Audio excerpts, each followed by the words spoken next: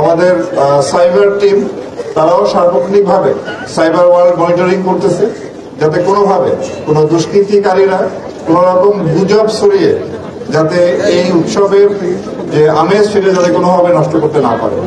আমি আপনাদের মাধ্যমে দেশবাসীকে অনুরোধ করব যে আপনারা দয়া করে কোনো প্রকার কোনো গুজবে কান দিবেন না।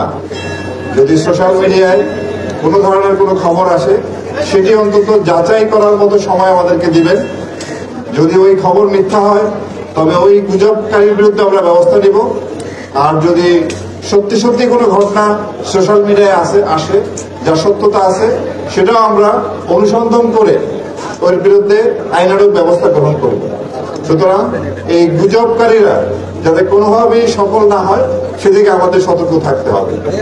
আমরা জানি এই পূজা শুরু হওয়ার পর গতকাল থেকে এর কার্যক্রম শুরু হয়েছে। আমরা এই পর্যন্ত সারা দেশে বিচ্ছিন্ন কিছু ঘটনা ঘটেছে এবং প্রতিটা ঘটনায় আমরা আইনানুগ ব্যবস্থা নিয়েছি। সুতরাং যাতে আর কোনো ঘটনা ঘটতে না পারে সেজন্য আমরা সচেষ্ট আছি। আমি পূজা উদযাপন কমিটির সমস্ত মণ্ডপের সভাপতি সেক্রেটারি সহ যারা আছেন তাদেরকে অনুরোধ করব আপনারা সার্বক্ষণিকভাবে ভলান্টিয়ার রাখবেন, দিনরাত 24 ঘন্টায় যাতে এই ভলান্টিয়াররা সেখানে কর্মরত থাকে।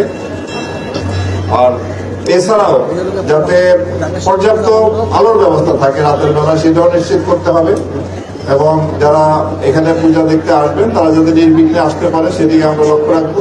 বিশেষ করে মা বোনরা এবং ছোট ছোট শিশুরাও প্রচুর সংখ্যায় এরা পূজা মণ্ডপে আসে। সুতরাং যাতে কোনো রকম কোনো ইফটিজিং বা এই ধরনের ঘটনা ঘটতে না পারে সেজন্য কিন্তু আমরা সর্বাত্মকভাবে সচেষ্ট আছি।